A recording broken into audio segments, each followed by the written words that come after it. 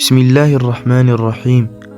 يقول الله تعالى: لقد كان لكم في رسول الله أسوة حسنة. برقتن بالله ملكتنيا يا مار فلقن أللا تشوال الله. يهي ود نبياتنا محمد صلى الله عليه وسلم يهي والتاريك سيون أقرب الله تشو كريم إسلاميك ستورينو تحسابينات لنور يميق قباو نقر يا نبيو يهي والتاريك نديلوس تاريك سايهون ብዙ ዲናችንን የምንገነባባቸው መሰረታዊ ነገሮችን ያቀፈ ታሪክ ነው።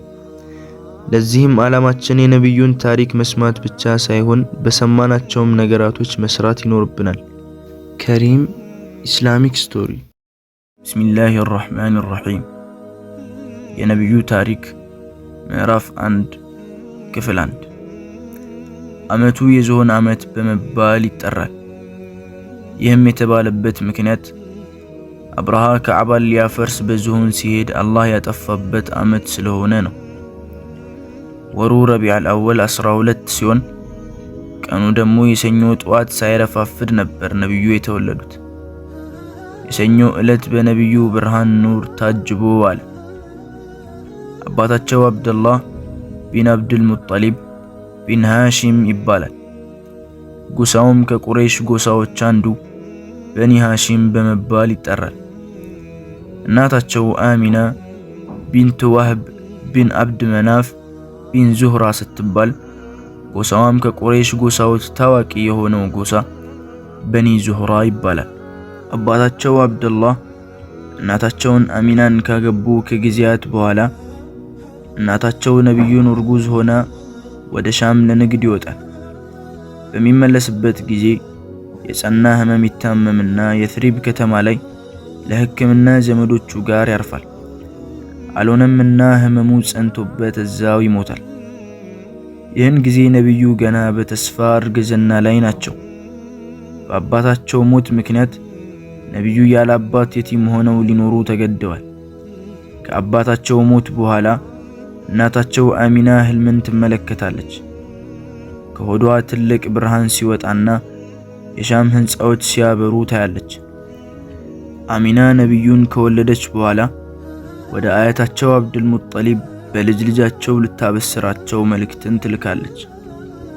የነብዩ አባት አብደላህ መሞቱ ነብዩ ከአባታቸው አባት ከሆነው አብዱል ሙጠሊብ ስር ለመኖር ምክንያት ነበር። አያታቸው አብዱል ሙጠሊብ በልጅ ልጃቸው ብስራት ሲሰሙ በደስታ ቶሎ ወደ አሚና በመሄድ ነብዩን ተቀብለው ወደ ካዕባ ያመራሉ። ካዕባም እንደደረሱ አላህን ካመሰገኑ በኋላ ለነብዩ ሙሐመድ ብለው ስምን ያስቀምጡላቸዋል። በዚያን ጊዜ የተወለደን ሕፃን ልጅ ገጠራማ ቦታ ልኮ ማስጠባት አረቦች ዘንድ ልምድ ነበር። ይህም የሆነበት ምክንያት ልጆቻቸውን ሀገሩ ላይ ካለ በሽታ ለመጠበቅና በትክክለኛ አረብኛ ቋንቋ እንዲያድጉ በማለት ነው። ከቀናቶች በኋላ የነብዩ እናት ነብዩን ለሳምንት ካጠባቻቸው በኋላ ሱወይባ የምትባል እንስት አጥብታቸዋለች። የነብዩ አያት አብዱል ሙጠሊብ ለነብዩ ቋሚ የሆነ አጥቢ ፍለጋ ላይ ሳለ ከበኒ ሰዕድ ቢን በክር ጎሳ አንዲት እንስት ያገኛል። ታሪኩ እንዲህ ነው። ይህች እንስት እንዲህ ስትል ትገልጻለች። ከጎሳዬ ሴቶች ጋር ወደ መካ ልጆቻቸውን ገጠራማ ቦታ ልከው የሚያስጠቡ ሰዎችን ለመገናኘት ወጣን። የወጣንበት ጊዜ ዝናብና አረንጓዴ ነገር የጠፋበት ወቅት ነበር።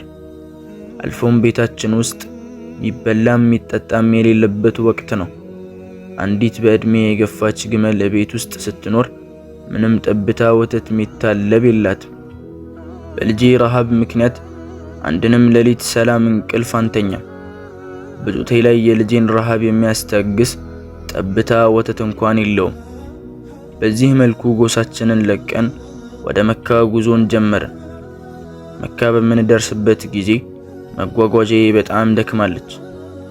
የመካ ከተማ ከገባን በኋላ አስጠቢ ሰዎችን ተገናኝተን ከነሱም ውስጥ ነብዩን ለማስጠባት ዝግጅት ላይ ነበሩ።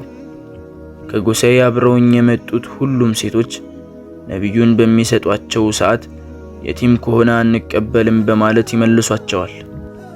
ከመካ ወደ ጎሳችን የምንመለስበት ሰዓት ሲደርስ እኔ ብቻ ስቀር ከጎሳዬ የመጡት ሴቶች ሁሉም የሚያጠቡትን ልጅ ይዘው ጉዞን ለመጀመር ተነስተዋል። ጓደኞቼ ሁሉም የሚያጠቡትን ይዘው እኔ ባዶ እጄ አልመለስም አልኩኝና የቲሙን ልጅ ሄጄ ይዘዋለሁ በማለት ተመለስኩ።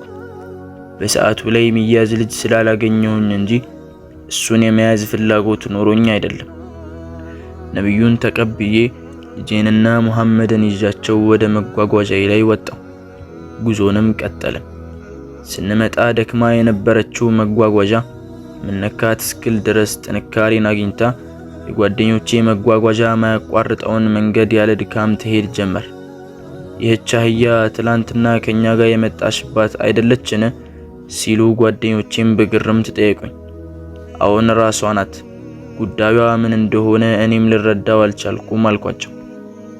በእድሜ የገፋችው ግመላችን አንድ ጠብታ እንኳን ወተት የጠፋባት ጡቶቿ ወተትን ተሸክመዋል። ልጄ ረሃቡን የሚያስታግስበት ወተት ያልተገኘበት ጡቴ ከየት መጣ ሳልል በወተት ተሞልቶ ሙሐመድንም ልጄንም አጥብቻቸው ተኝተዋል። ወደ ጎሳችን ደርሰን ያኔ የቤት በጎች የሚበሉት ጠፍቶ ለሞት የቀረቡት ሙሐመድን ይዤው ከመጣው በኋላ የጎሳዎች በጎች ተርበው ሲገቡ የኔ በጎች ጠግበውና ወተትን ተሸክመው ይገቡ ነበር። በዚህ ልጅ በረካ በጣም ተገረምኩ። የአላህ በረከት በሙሐመድ ምክንያት በእኛ ላይ የበዛ ከቀናት ወደ ቀናት እያለፉ ሙሐመድ አድጎ 2 ዓመት ሞላው። ሙሐመድን ወደ እናቱ መመለስበት ጊዜ ስለደረሰ ልመልሳቸው ተነሳው።